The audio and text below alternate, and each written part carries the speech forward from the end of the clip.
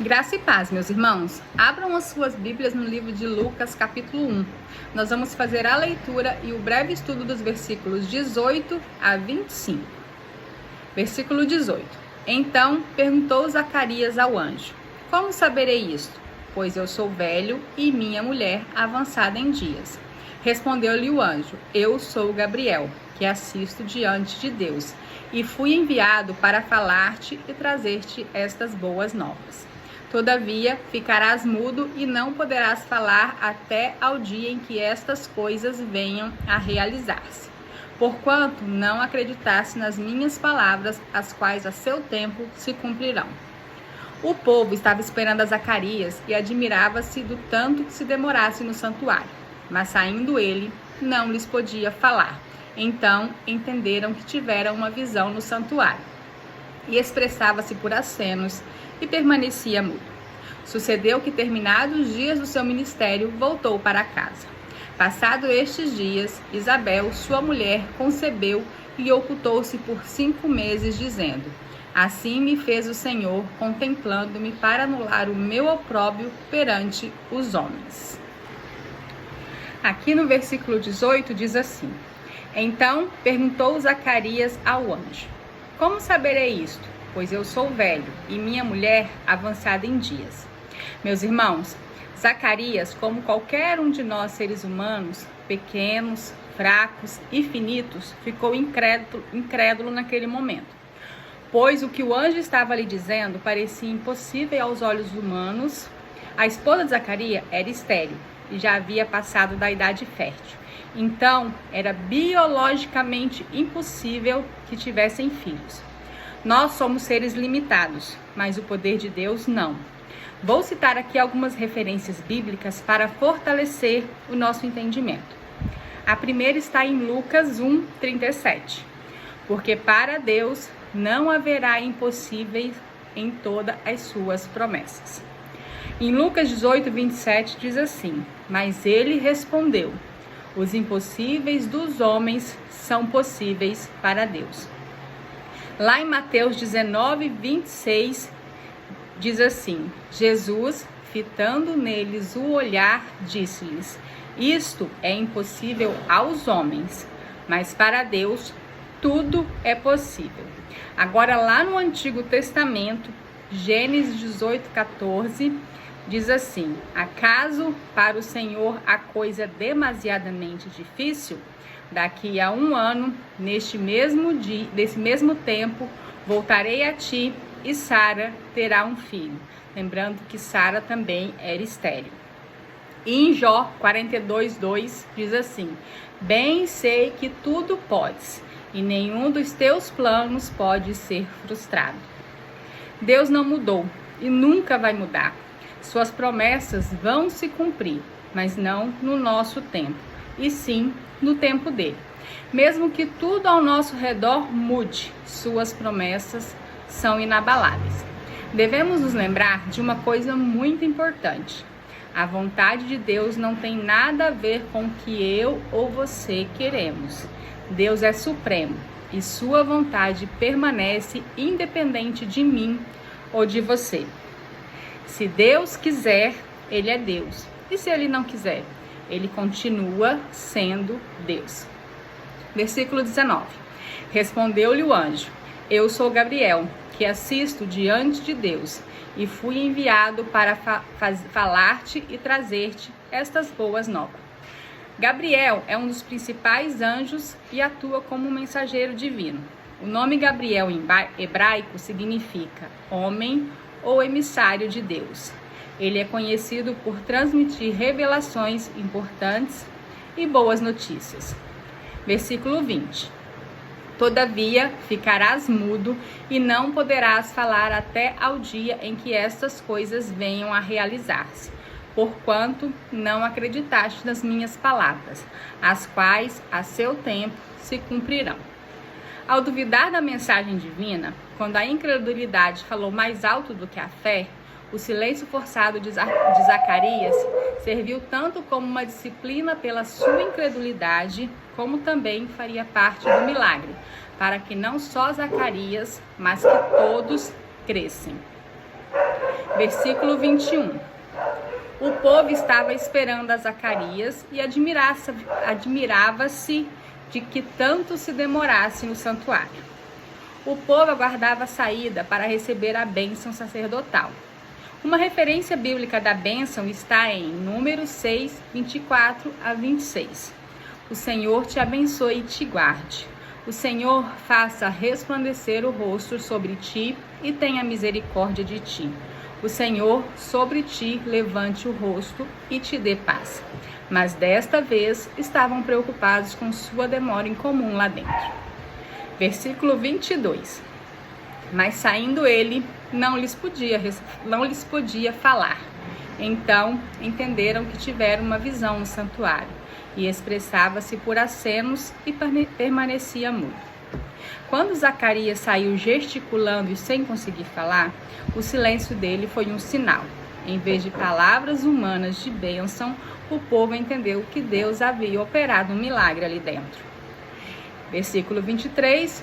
E sucedeu que, terminados os dias de seu ministério, voltou para casa. Versículo 24. Passado esses dias, Isabel, sua mulher, concebeu e ocultou-se por 5 meses, dizendo: Assim me fez o Senhor, contemplando-me para anular o meu opróbrio. Opróbrio é desonra, humilhação pública, vergonha perante os homens. Naquela época, a esterilidade era vista pela sociedade como uma desonra ou punição divina. Então, Isabel ocultou-se para viver um período de profunda gratidão a Deus, além de evitar o julgamento e o ceticismo do povo até que sua gravidez milagrosa, em idade avançada, fosse visível e inegável. Foi justamente quando ela saiu do isolamento que o anjo Gabriel visitou Maria em Nazaré e usou a gravidez avançada e até então secreta de Isabel como a prova de que para Deus nada é impossível. A referência está lá em Lucas 1, 36 e 37. E Isabel, tua parenta, igualmente concebeu um filho na sua velhice, sendo este já o 6º mês para aquela que diziam ser estéril. Porque para Deus não haverá impossíveis em todas as suas promessas. Meus irmãos, o tempo de Deus é perfeito. Muitas vezes nós não entendemos, mas não precisamos entender. Precisamos apenas crer. Israel estava há cerca de 400 anos sem ouvir a voz de nenhum profeta, desde Malaquias. O anúncio do nascimento de João Batista quebrou esse silêncio profético. Entre o último livro do Antigo Testamento, que era Malaquias, e os eventos do Evangelho de Lucas, passaram cerca de 4 séculos sem que nenhum profeta se levantasse em Israel. Durante esse tempo, o povo judeu viveu sob domínio estrangeiro opressores, gregos e romanos, e ansiava desesperadamente por uma resposta ou intervenção divina. O anjo Gabriel rompe esse silêncio dentro do templo, ligando diretamente o passado ao futuro. Ele afirma que o filho de Zacarias operaria no espírito e poder de Elias. Essa fala do anjo conecta-se perfeitamente com a última promessa do Antigo Testamento. Lá em Malaquias 4, 5 e 6 diz assim: Eis que eu vos enviarei o profeta Elias, antes que venha o grande e terrível dia do Senhor. Ele converterá o coração dos pais aos filhos e o coração dos filhos a seus pais, para que eu não venha e fira a terra com maldição. Vamos trazer para os dias de hoje como lidamos com a espera pelas promessas de Deus. Primeiro, o silêncio não significa ausência. Naquela época, durante 400 anos, o povo achava que Deus havia esquecido Israel. Porém, nos bastidores da história, Deus estava preparando o cenário mundial. As estradas romanas, a língua grega universal, para que o evangelho se espalhasse rapidamente. Hoje em dia, quando você ora e não vê respostas imediatas, a sensação é de silêncio. Trazer isso para hoje é entender que o silêncio de Deus não é rejeição, mas período de preparação. Nós, seres humanos, somos imediatistas, mas Deus trabalha no seu tempo, do seu jeito. Não quer dizer que não esteja nos ouvindo. Segundo, a rotina que cansa versus a fidelidade que sustenta. Naquela época, Zacarias e Isabel eram velhos, estéreis e vinham de uma vida inteira de oração não respondida por um filho. Mesmo assim, Zacarias continuava cumprindo seu turno no templo, fazendo o que era certo diariamente, apesar da aparente frustração. Hoje, o maior desafio atual é manter a constância. Vivemos na era do imediatismo. A história de Zacarias nos ensina que as promessas nos encontram quando somos fiéis no cumprimento do nosso dever, mesmo quando estamos cansados de esperar. Terceiro, o perigo do ceticismo na hora do cumprimento. Naquela época, quando o anjo finalmente apareceu, Zacarias duvidou. Ele olhou para as circunstâncias, sua velhice e a esterilidade da esposa, em vez de olhar para o poder de Deus. Hoje, às vezes, esperamos tanto por algo que quando a promessa começa a se cumprir, nossa primeira reação é o ceticismo ou o medo. A mudez de Zacarias serve de alerta atual. Muitas vezes, Deus nos cala na espera para que a nossa boca e a nossa incredulidade não anulem ou atrapalhem o milagre que Ele está gerando. Quarto, a promessa sempre chega no tempo certo. Naquela época, o silêncio terminou no momento exato determinado pelo relógio de Deus. Hoje, para a sociedade atual, o atraso significa falha. Para Deus, a espera serve para amadurecer o nosso caráter.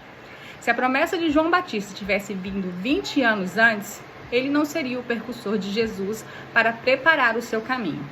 Deus não se atrasa. Ele calibra o tempo para que tudo se encaixe perfeitamente. Mais uma referência para concluirmos esse estudo está em Salmos 41, que diz assim: Esperei confiantemente pelo Senhor. Ele se inclinou para mim e me ouviu quando clamei por socorro. Devemos esperar e confiar no Senhor. Ele conhece o nosso coração, nossos anseios, nossas necessidades. E que no tempo dele, ele fará a vontade dele. E que a vontade dele sempre prevaleça sobre a nossa. Pois o Senhor é Deus e tudo o que Ele tem para nós é infinitamente melhor do que o que nós achamos que precisamos. E por fim, em Mateus 6,33, Jesus nos diz assim: Buscai, pois, em primeiro lugar o seu reino e a sua justiça, e todas essas coisas vos serão acrescentadas. Que tudo seja feito para a honra e glória do nosso Senhor Jesus Cristo. Amém.